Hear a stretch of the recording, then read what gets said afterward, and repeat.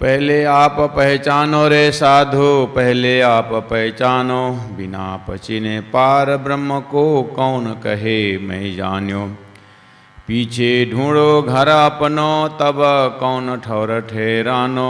जब लग घर पावत नहीं अपनो, तोलो भटकत फिरत भर मानो, तोलो भटकत फिरत भर मानो। पहले आप पहचानो रे साधु, पहले आप पहचानो। बोलो श्री प्राणनाथ प्यारे की जय। श्रवण कर रहे हैं इस वाणी चर्चा के इस माध्यम से कि कल परसों से हम महामती प्राणनाथ जी की जागनी यात्रा में ठट्टा नगर पहुँचे हैं और ठट्टा नगर में चिंतामणि जी एक कबीर पंथी के बहुत बड़े संत हैं। तो उनकी एक बीमारी कि जैसे सामने में संत आए तो उनको अच्छा सात्विक विचार है कि मैं शेषनारायण भगवान का दर्शन करा दूं या चतुर्भुजी का दर्शन करा दूं, कोई शक्ति है। अब महामती प्राणनाथ जी उनको समझाना चाहते हैं कि देखो तुम 21वाद की बात करो और शास्त्र वेद उपनिषद में एकम सत विप्रा बहुधा वदंती, एक परमात्मा की बात की और तुमने ये सारी शक्तियों की प्रदर्शनी कर रहे हो। इसका मतलब परब्रह्म परमात्मा एक होते हुए भी ये बहुईश्वरवाद कहाँ से फैला। सृष्टि के कार्य कारण महाकारण ही तुमको पता नहीं है, ऐसे ये रोग तुम्हारे अंदर दिखाई दे रहा है। तो प्राणनाथ जी को पता चल गया कि ये समस्या है, उलझन ये है। और खाली चिंतामणि का ही ऐसा उलझन नहीं है, प्राय सभी साधकों को क्या सपना है, क्या जागृत है और परब्रह्म परमात्मा द्वारा संसार कैसे बना और ये संसार क्यों बना, कब तक रहेगा, क्या उद्देश्य है, इन सारी बातों में अनभिज्ञ होना सभी की ये समस्या है। सब साधक हैं, सब धर्म ही कर रहे हैं, सब मोक्ष के रास्ता में चल रहे हैं। इसीलिए एक प्रकरण तो कल हमने सुना, सुनो रे सत के बंजारे, और आज उसी प्रसंग का और आगे शब्दों में कहते हैं भाई रे बेहद के बंजारे। बेहद सत के बंजारे समझते ही सत का उल्टा असत जरूर है और बेहद शब्द आते ही हद जरूर है। भगवान श्री कृष्ण ने गीता में क्षर पुरुष और अक्षर पुरुष बोला। क्षर पुरुष जो नाश होने का एरिया और अक्षर पुरुष अविनाशी एरिया। ऐसे ही क्षर है तो अक्षर जरूर है और हद है तो बेहद जरूर है। ये नहीं, ये शरीर अगर क्षर है तो आत्मा अक्षर है, आत्मा अविनाशी है, पेयर ऑफ अपोजिट। तो जहाँ दुख है तो वहाँ सुख भी है। तो ये सब सृष्टि के अंदर है। इन सब पेयर ऑफ अपोजिट से ब्रह्म तत्व तो कुछ अलग, उससे बाहर दिखाने का प्रसंग चल रहा है। तो प्राणनाथ जी ने कहा कि प्रसंग एक नाटक के ढंग से यही है कि चिंतामणि बिल्कुल आसन में बैठे हुए हैं और उनकी समस्या को देखते हुए प्राणनाथ जी चिंतन करते हैं। तो परब्रह्म परमात्मा द्वारा ऐसे प्रकरण, ऐसे ज्ञान का उदय होता है। तब उस ज्ञान को तो जोश में उतर गया, अब उसको परोस करके समाज के बीच पहुंचाना और ऐसे साधक, भ्रमित साधक तक पहुंचा करके उसको भ्रम को हटा करके वास्तविकता क्या है उसको, उसके अंदर ज्ञान का उदय करवाना है। इसीलिए भाई रे बेहद के बंजारे, हे बेहद के व्यापारी, अर्थात आत्मा को अखंड की ओर, आत्मा अखंड है, आत्मा अविनाशी है अगर, तो फिर अविनाशी आत्मा का घर भी अविनाशी होना चाहिए।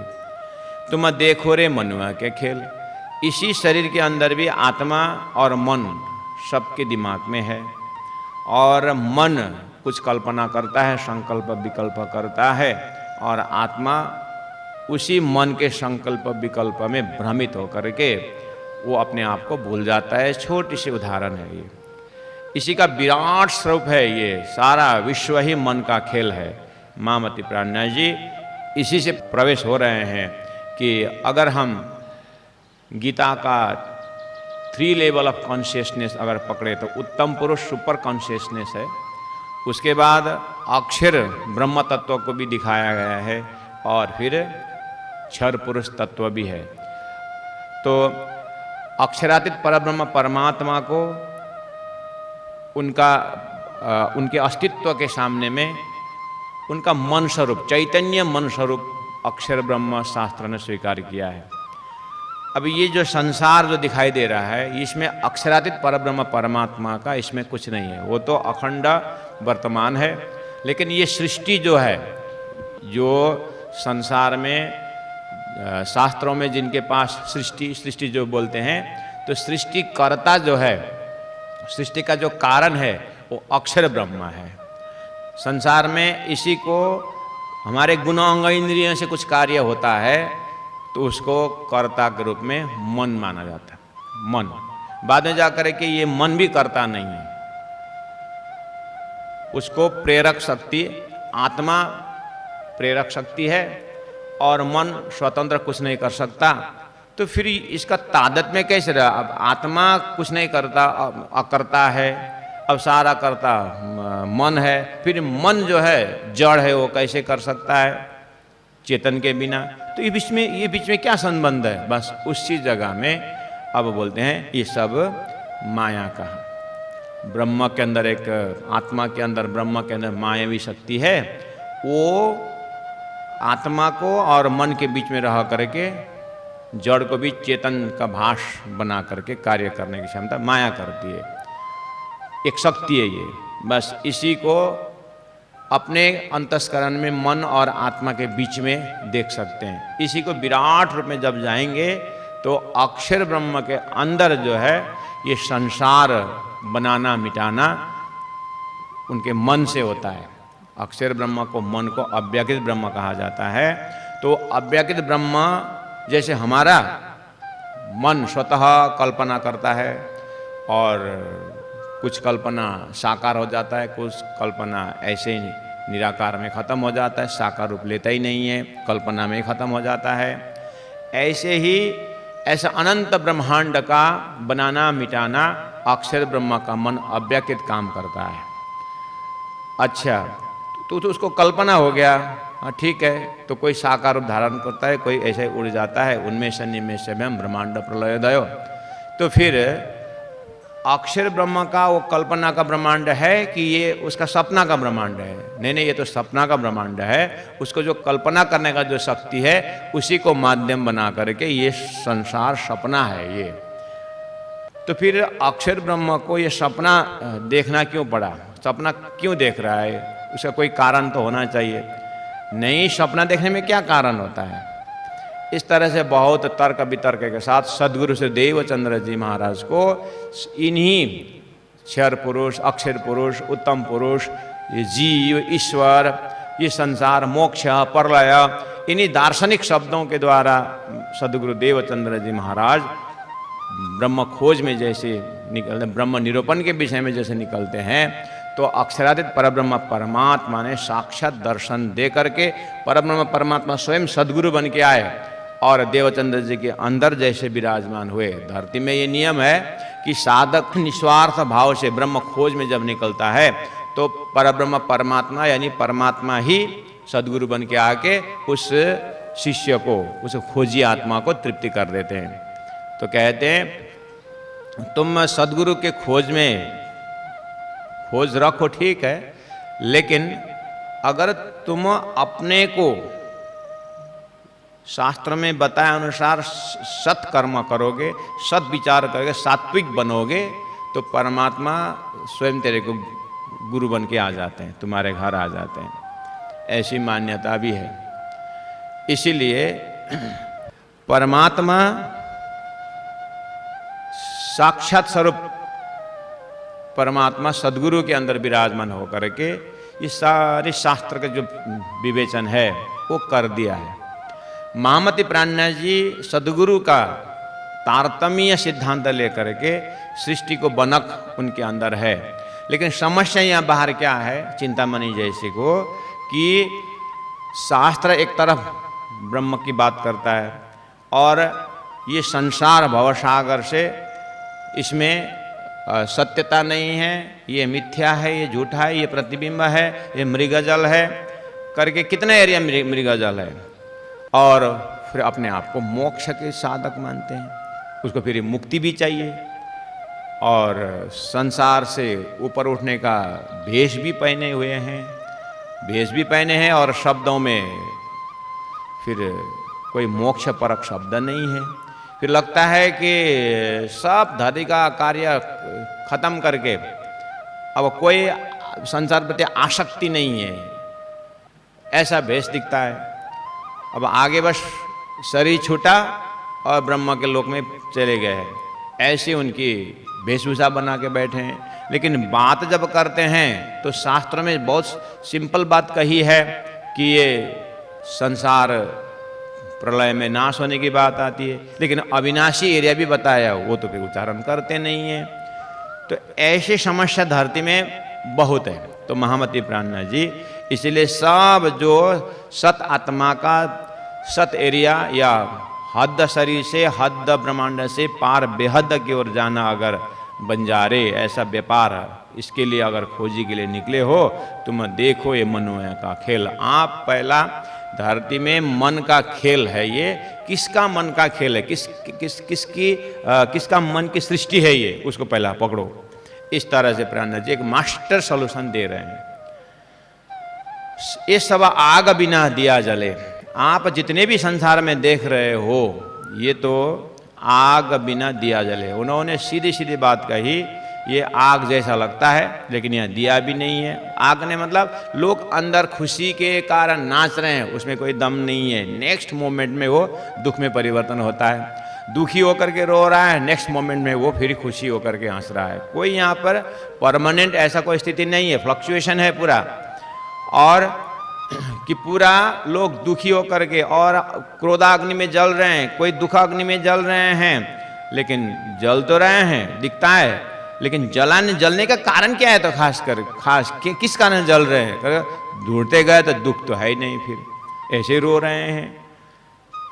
या को रुई न बाती तेल, ये जो अग्नि जी दिखाई दे रहा है काम क्रोध लोभ मोह का, लेकिन वह रुई भी नहीं थे, तेल भी नहीं दिखता है। चारों तरफों 14 लोकों, एक व्यक्ति की कहानी नहीं है यहाँ पर। वैकुंठ लगा पाताल, शेष नारायण से लेकर के ऊपर वैकुंठ, ब्रह्मा विष्णु महेश के धाम तक, और आगे ज्योति स्वरूप गायत्री, संसार सब। तो आप प्राणनाथ जी ने कहा फूल पात फल नहीं या दरखत को। प्राणनाथ जी दरखत शब्द इसलिए प्रयोग किया है, शास्त्रों में सृष्टि के विषय में एक वृक्ष माना हुआ, ऊर्ध्वमूलम अधशाखम अश्वत्थम प्रावरभ्यम, एक पिप्पल का वृक्ष का कल्पना किया है।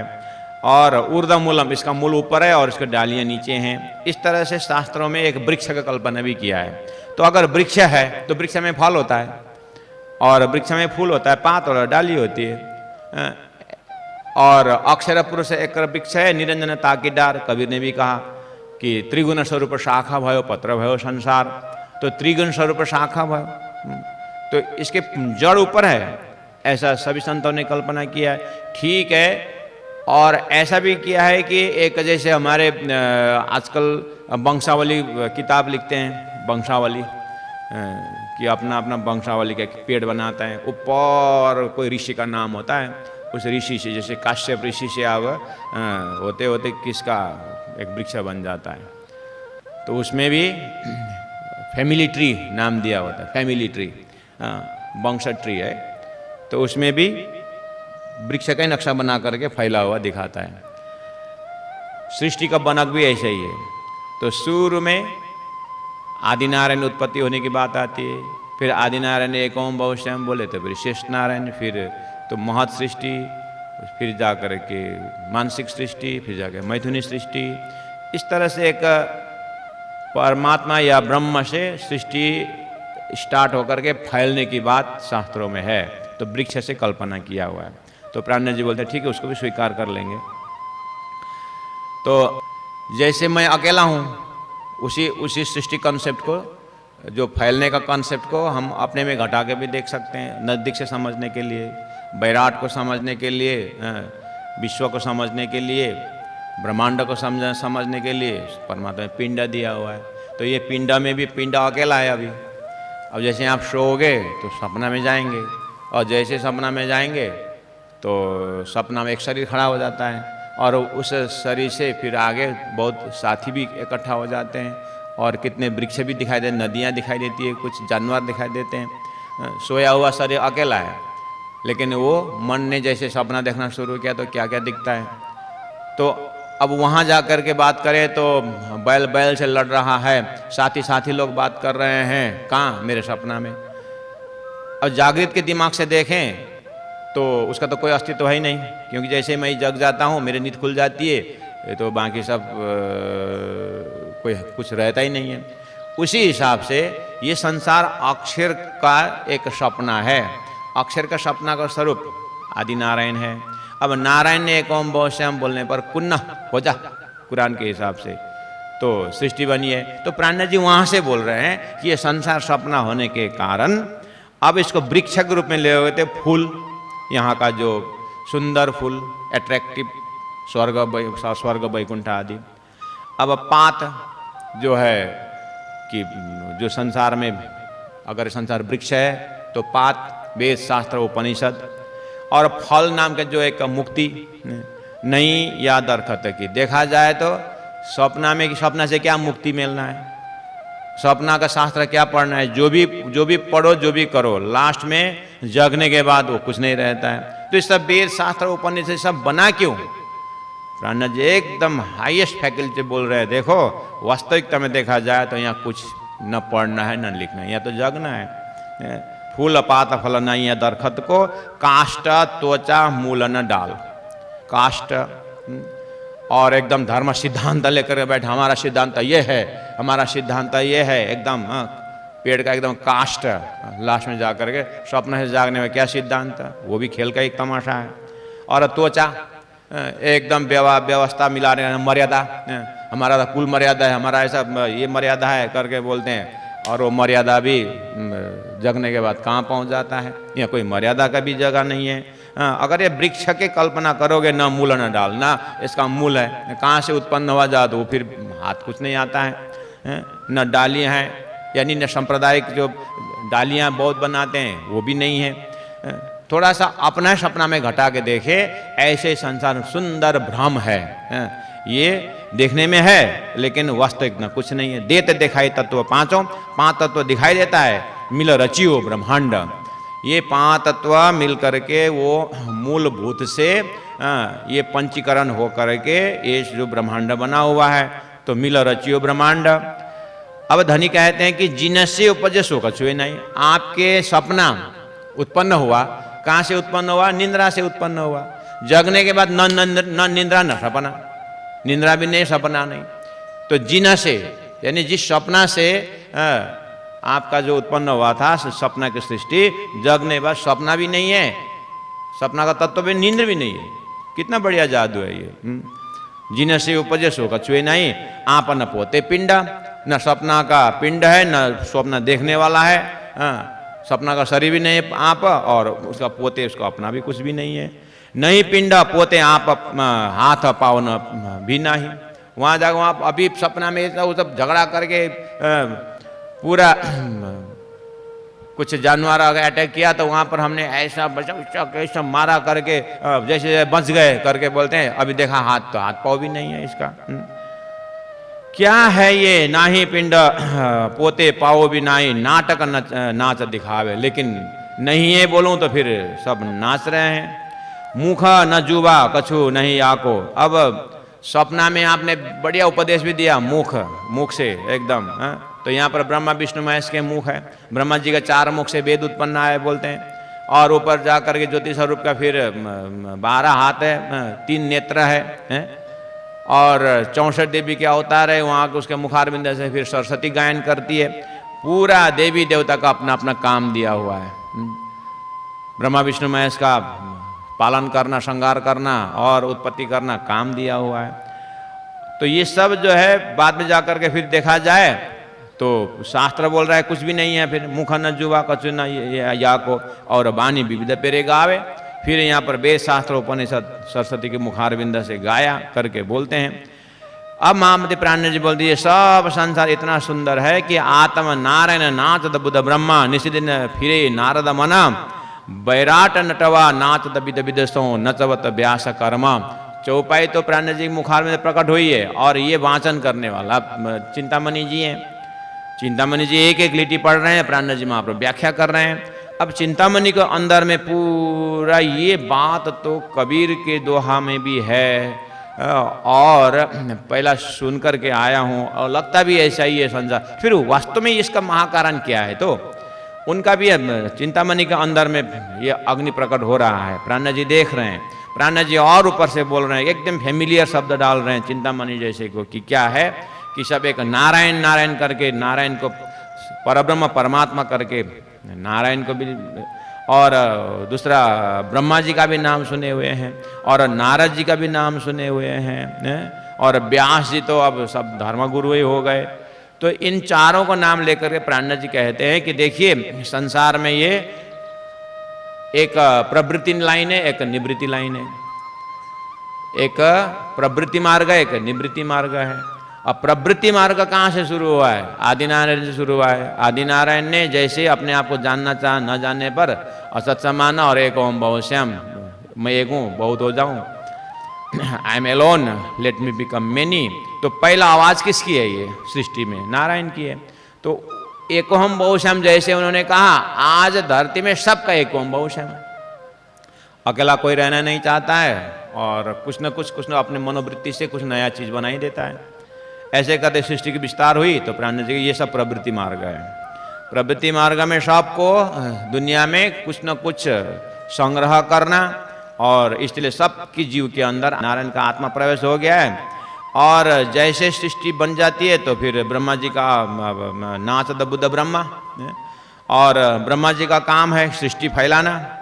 इस तरह से निषदिन फिरे नारद मन, नारद का मन वैसे भी मन चंचल है, उसमें भी नारद जी को दक्ष प्रजापति ने नारद को श्राप दिया है और नारद एक जगह घूमते नहीं, एक जगह बैठते नहीं, घूमते रहते हैं। अब इस तरह से सबका मन चंचल है तो निषदिन फिरे नारद मन, तो मन चंचल और बुद्धि ब्रह्मा जी का जैसा सृष्टि करने में तैयार और संकल्प करने में नारायण का जैसा है एक ओम बहुश्याम। अब क्या है, एक दुकान था, अब एक दुकान से नहीं होता है, दूसरा दुकान शुरू करना है, मन चंचल है दूसरा दुकान बना दो।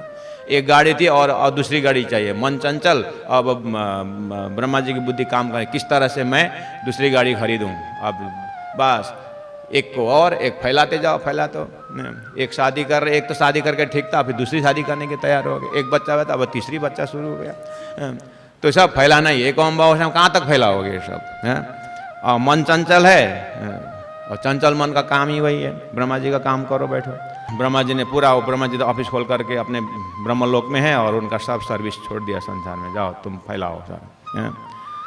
अब बैराट नटवा नाचत बुध विदस, इस तरह से बैराट नटवा नाचत विद विदस नाच रहे हैं। और नचाने वाले में व्यास जी का कर्म है, बना दिया कर्म एकदम कि कर्म कांड रख दिया कि जैसे ये काम करोगे तो तुमको ये मंत्र उच्चारण करना होगा और ऐसे हुआ तो ये करना होगा। अब नियम लग गया, कर्म कांड भयंकर है। जैसे बच्चा पेट में गया पता चला तो फिर काला कपड़ा दान करो, काला कढ़ाई दान करो। और पेट में जब बच्चा 7 महीना का हुआ तो अब फिर जा करके फलना देवी में करो, ऐसा करो वो करो। जब पैदा होएगा तो फिर अब लग गया सूतक लग गया, कोई खाना नहीं, अब निवारण करो। फिर उसके बाद क्या क्या करो, जन्म न जायते शूद्र, अब संस्कार न उच्यते, अब ये सब नियम लगा दिया। अब जैसे शरीर मरेगा तो फिर 13 दिन फिर उसका अब कर्मकांड लगा दिया व्यास महाराज ने। इस तरह से अब ये जीव कहाँ क्या है सृष्टि, किसी को पता ही नहीं है क्यों कर्मकांड कर रहे हैं। और कोई बोलता है नहीं करने से चलेगा, बोलता है नहीं करेंगे तो फिर अब वो दूसरा डर जाता है, जीव फिर वापस आएगा, आता भी है, आकर के दुनिया भर का फिर घर में बर्तन फेंक करके लात लगाते चलता है। फिर क्या हुआ तो अच्छा गति नहीं, तुमने कर्मकांड अच्छा नहीं किया तो उधर भी पूरा त्राही है, कोरोना वायरस से भी खतरा हो जाता है। इस तरह से ये मनुए की बाजी, बाजी में मनुआ जुदे जुदे खेल खिलावे, वास्तव में कुछ नहीं है, ये सब अक्षर का अव्याकृत मन द्वारा उल्टा प्रतिबिंब ये बना हुआ है। अब वो मन का सृष्टि नारायण, और अब नारायण का मन शेष नारायण, शेष नारायण का मन ब्रह्मा विष्णु महेश, ब्रह्मा विष्णु महेश का मन सृष्टि, आहा या में माँ विष्णु मन मंद, ये सब मनुए के बाजी है, बाजी में मनुआ। और मनुए के बाजी, बाजी मतलब खेल, मन का खेल में, और मन का खेल और खेल में मन, ये सब मन का ही तो खेल है। महाविराट भी मन का है, और उसके अंदर छोटा छोटा मन खेलने लगे, जुदे जुदे खेल खिलावे, वरना वरना खेला तो सब अब खेल है। खेल में तो अब पेरा पबचित होने चाहिए कि देवता भी है, दानव भी है, शुरू से कहे देवता देवता दानव का युद्ध सुरा पुराण भरा हुआ है। पुराण में क्या है? पुराण में वही लड़ाई झगड़ा है, और एक ने आशीर्वाद दिया, एक ने श्राप दिया, इतना ही तो है। आशीर्वाद देता है, श्राप देता है, दूसरा जन्म आता है, फिर उसको 10 दिन भगवान आते हैं, सैप टैप करके मिलाते। ये वर्णा वर्णा, स्त्री पुरुष, हिंदू मुसलमान, वैद्य आर्य अनार्य, ये सब बना करके खेल सब ऐसे नए नए स्वांग बनावे। नया नया स्वांग भी बांदर तो क्या बनाता, उसे भी ज़्यादा तो मनुष्य बनाता है। बंदर है एक नया स्वांग रचने में, उससे भी अब तो लोगों ने वही जानवर खा करके नए नया स्वांग अपने आप बनाने लगे। अब क्या बोलो, ऐसा है धरती। थोड़ा सा ऊपर हाइट पे बैठ के देखना पड़ेगा। अब नए नए स्वांग बनावे। प्राण जी ने कहा वैसे स्वांग में बोलना नहीं बनता है, चिंतामणि तू भी है। ये चौपाई पढ़ने वाला चिंतामणि है ना, वाणी अद्वैत बाइन तो उतर गई, लेकिन अभी पाठ कौन कर रहे हैं पब्लिक के सामने? चिंतामणि कर रहे हैं। प्राण जी ने बहुत टेक्निकल ढंग से हैंडल कर रहे हैं। तो प्राण जी बोलते अब इतने में भी चिंतामणि जो होना चाहिए नहीं हो रहा, फिर और बान मारते हैं। देखिए सुंदर साथ भक्तजन महानुभाव, संसार में कैसे कैसे लोग थे। कोई नया कोई साधु से तो मुलाकात हो गया तो लोग बोलते हैं कि आपको शेष नारायण का दर्शन कराऊं, और आपको क्या चाहिए, भागवत सुनेंगी, शिव पुराण सुनेंगी, क्या सुनेंगे? सुनाने को भी तैयार है और दिखाने को भी तैयार है। बोलते हैं कि एकदम शेष नारायण का दर्शन कराऊं, झिलझिले अनाना ज्योति स्वरूप दिखाऊं। फिर शास्त्र बोल रहा है पार ब्रह्म तो पुराण एक है। शास्त्र पर ब्रह्म तो परमात्मा तो एक है। उत्तम महापुरुषस्तु अन्य गीता भी कहती है, और अक्षरात परत पर, अक्षरधाम से पर उत्तम पुरुष। उपनिषद सारा धर्मशास्त्र का ये लक्ष्य है। पता नहीं कहाँ से सीखते हैं लोग फिर दुनिया भर का जो कि ये पार ब्रह्म तो पुराण एक है, ये तो अनेक परमेश्वर कहावे, अनेक परमेश्वर खड़ा करके बैठे हुए हैं। जब ऐसे ऐसे बात करे तो चिंतामणि थोड़ा हिल गया। ये तो मैं ही पाठ कर रहा हूँ, उन्होंने उनके द्वारा उतरी हुई वाणी मुझे डंडा लगा रहे हैं क्या? फिर अनेक पंथ शब्द सब जुदे जुदे अलग अलग पंथ है, यहाँ पर मार्ग अलग अलग है। बोलते हैं कि परमात्मा एक है, रास्ता अलग है। एक ब्रह्म है वो तो ठीक है, पार ब्रह्म तो पुराण एक है। प्राण जी बोलते हैं पार ब्रह्म पुराण एक है, सब एक ब्रह्म है बोलते हैं। लेकिन प्राण जी के पास अगर सभी ब्रह्म एक ही है तो हम भी तो वही बोलते हैं, आप भी वही बोलते हैं। आप बोलते हो लेकिन आप सृष्टि ब्रह्म, सृष्टि सनातन को लेकर के आप एक ब्रह्म बोल रहे हो। आप शुद्ध सनातन में एक ब्रह्म, जो गीता भागवत उपनिषद जो अर्थ कर रहे हैं, जो बता रहे हैं, उसमें आप नहीं बोल रहे हो। आप बोलो एक ब्रह्म कौन है, उनका नाम बोलो। बोले तब बस हिरण्यगर्भ से संसार स्वरूप, वही बात बोलते हैं। या तो अक्षर ब्रह्म एक है ऐसा स्वरूप बोलते हैं। अक्षर ब्रह्म जरूर है, लेकिन पूर्ण ब्रह्म नहीं है। ये चीज को प्राणनाथ जी को पता है। तारतम्य से उनको ये दृष्टि, ये दर्शन हो गया है। इसलिए उनका पार ब्रह्म हिसाब अक्षरात परत परस है, और इनके जो एक ब्रह्म है, सृष्टि के अंदर का एक ब्रह्म की बात कर रहे हैं। इसलिए समझदारी में फर्क पड़ रहा है। अनेक पंथ शब्द जब जुदे जुदे, उन नारायण से अलग अलग सृष्टि बनी हुई है। कोई कर्म मार्ग है, कोई उपासना मार्ग है। रब्द करे और न को निंदे, आप को आप बढ़ावे। अब एक आपस में शास्त्रार्थ करते हैं, और एक शास्त्र करके दूसरों को हराना, यही रहता है। जैसे राजा लोग राजनीति करके जीतते जाएंगे चक्रवर्ती कहलाएंगे, और महाराजा चक्रवर्ती तक हो जाएंगे। ऐसे शास्त्र करके एकदम यहाँ पर विद्वान का पगड़ी लगा देते हैं। अब साहित्याचार्य एकदम वेदांताचार्य पगड़ी में नाम लिखते हैं, और आपको बढ़ावे। ज्ञान कथे गुण गाए आपको, ज्ञानी है ऐसा टाइटल बना देते हैं। कोई अगर नहीं गाया तो स्वयं अपना गुण गाने शुरू कर देते हैं, वो कार मचावे। दुविधा दिल में अवगुण ढूंढे, और अपने अंदर दुविधा है। कैसे दुविधा है? शास्त्रों का जो परिशीलन करते समय थोड़ा बहुत दुविधा तो है अंदर में, और दिल में अवगुण ढूंढे, और दूसरों के पास अवगुण ढूंढना, गुण चित्त से न लगे। और सामने वाले में कितने तो गुण भी है, शास्त्रों में असली बात भी है जो वास्तविकता, लेकिन उसको पता न चलने के कारण अब ये यही है करके अंदाज में अर्थ करके भी भटकाव क्रिएट करने वाले हैं। भटकता फिरे भरमा में भूले, अंग में आग दखावे, केते आप कहावे परमेश्वर। अपने आप को परमेश्वर कहलाने भी हुए, जैसे हिरण्यकश्यप अपने आप को परमेश्वर कहलाता था, ऐसे दुनिया में केते करता है पूजा, अपना पूजा करवाने वाले भी है। साधक सेवक हुए आगे बैठे, कोई साधक बन गया और सेवक को सामने में रखा, यानी साधक गुरु सामने में बैठा, आमने सामने हो गए। अब एक सुनाने वाला एक सुनने वाला हो गया, कहे या बिना नहीं कोई दूजा। अब उसको बोलने सिखा दिया है, जो महाराज ऊपर बैठे हैं ना, बस ये तो अब महामंडलेश्वर है, इससे इनसे तो ज्ञानी दूसरा कोई है ही नहीं, और यही सब कुछ है, अरे जगत इनकी पूजा करते हैं ये तो, इस तरह से कहे या बिना कोई दूसरा नहीं है, ऐसा भी कहला ने सिखाया है। ये अब कहते हैं शास्त्र शब्द का अर्थ न सूझे। अब शास्त्र खोल कर देखते हैं तो एक अर्थ कुछ अर्थ तो करने आता नहीं है। मत लिए चले अहंकार, इस तरह से अपने अपने अहंकार लेकर के दौड़ रहे हैं। हो चिंतामणि जी, आप ध्यान दे रहे हो कि नहीं दे रहे हो? कबीर और कमाल के विषय में आप जानते नहीं हो, दोनों में क्या है। ऐसे कोई नारायण के विषय बोलते हैं और फिर क्षीरसागर में रहते हैं, और बोले फिर अंगूठा मास्टर भगवान रहते हैं। 5 तत्व को नाश बताया, फिर 14 लोग से 15 लोग नहीं बोलते हैं। फिर तो फिर ये सब भगवान, ये जो अखंड ब्रह्म कहाँ रहते हैं? बोले तो वो तो अक्षर में रहते। तो अक्षर और नारायण में क्या फर्क है? भाई एक ही है बोलते हैं। ये सब एक तो बंदर, उसमें भी दारू पिया हुआ बंदर जैसे, ज्ञान से लेकर के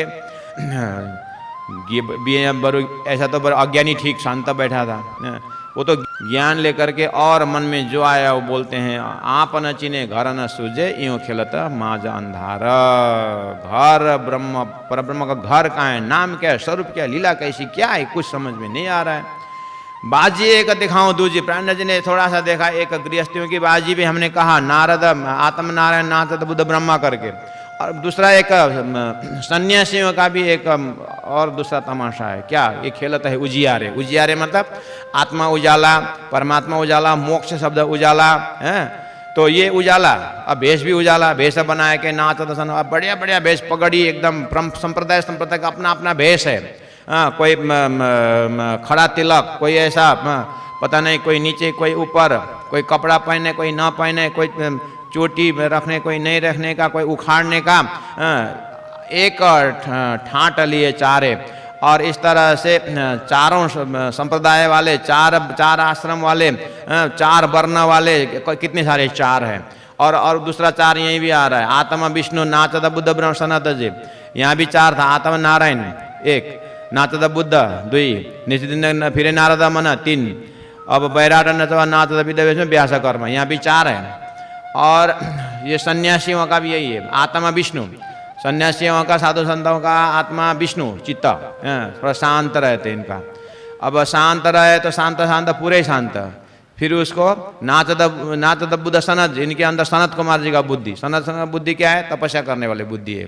और गोकुल श्री इनका मन जो है शिव जी का, साधु संत मन शिव जी का, क्यों ध्यान लगाते हैं, और शिव जी ने ध्यान लगा गोकुल का दर्शन किया था। ऐसे ही ये भी ध्यान लगाने वाला है। और ध्यान तो लगाते हैं, लेकिन क्षर और अक्षर का विवेचन नहीं है। और कर्म सुखदेव, अब साधु संतों का कर्म सुखदेव फक्कड़ है, और जैसे वो पैदा हुए जंगल तरफ गए और फक्कड़ है, इसलिए उनको फक्कड़पना जो कर्म है वो साधु संतों का है। इस तरह से शांत भी है, तपस्या भी करते हैं, मन को एकाग्र करने का भी है, और सुखदेव जैसे फकड़ भी है। अब इनका फिर अपना नाटक है, आश्रम खोल करके अपना ढंढर बताया, फिर गावत प्रकट बता। अब वो भी पूरा अब भगवान के नाम पर गीत गाने लगे, प्रवचन करने लगे, इनका भी मुख में विश्राम नहीं है। ये सब खेल करते हैं मनुआओ। वास्तव में देखा जाए तो एक अशुद्ध मन का डीपाट है, एक शुद्ध मन का डीपाट है। ये दोनों मन का ही कारबर करे, भांत भांत रिझावे। ब्रह्म वासन कोई पारथे पेखे। प्राण जी महाप्रभु पूरा यहाँ पूरा प्रकरण में सारा खेल, दो शब्द बहुत महत्वपूर्ण बोल रहे हैं। एक तो पार ब्रह्म तो पुराण एक है, इसके ऊपर चिंतामणि को ज्यादा ट्रेसिंग देना है। दूसरा, ये संसार में नारायण ने एक ओम बहुश्याम बोलने पर जीव सृष्टि उत्पन्न हुए हैं, और ये संसार के खेल को देखने के लिए, जैसे कोई खेल बनता है तो कोई देखने वाला दृष्टा होता है, उसी दृष्टा के रूप में यहाँ पर ब्रह्म धाम से ब्रह्म वासना आई है। ये प्राण जी को पूरा मतलब क्लियर। जैसे जादू वाला को जादू देखते हैं तो एक जादू वाला का कबूतर होता है, और एक जादू वाला आने से पहले भी एक कबूतर होता है। बहुत बहुत धन्यवाद, प्रणाम। बोले चाले पर कोई न पहचाने, परखत नहीं परखानो, मामत कहे माहे पार खोजोगे, तब जाए आपो लखानो, तब जाए आपो लखानो। बोलो श्री प्राणनाथ प्यारे की जय, सतगुरु महाराज की जय, तीनों पुरी धाम की जय, गुरु जी 108 मंगलदास महाराज की जय। प्रणाम।